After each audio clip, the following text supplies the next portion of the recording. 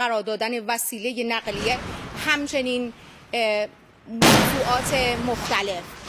خیلی متشکر از اینکه با ما همراه هستید. آنچه که ملاحظه می‌کنید تجاوز رژیم صهیونیستی به خاک جمهوری اسلامی ایران و منطقه صدا و سیماست.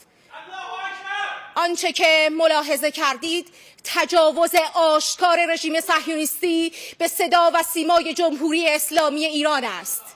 معاونت سیاسی صدا و سیمای جمهوری اسلامی ایران هدف حمله متجاوز قرار گرفت.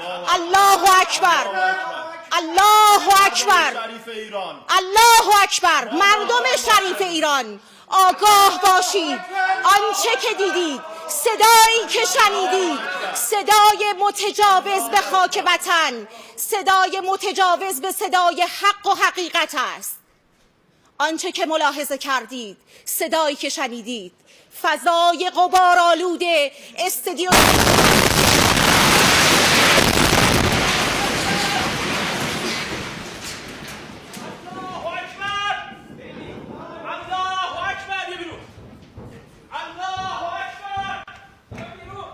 یونس شادلو، سردبیر گروه دفاعی خبرگزاری صدا و سیما، در این چند سال در تمام عملیات‌های وعده صادق جلوه اقتدار ایران و شکست هیمنه رژیم صهیونیستی رو به تصویر کشیدیم.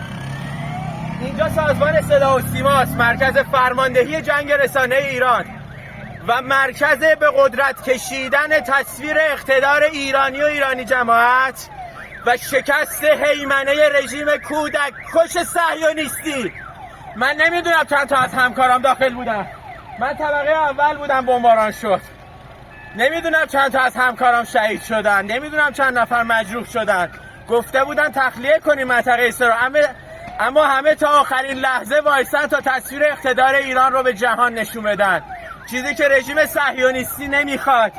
این ثمره نخواستنش. فکر کرده سازمان صدا و سیما رو بزنه چی میشه؟ بدترش رو میبینید.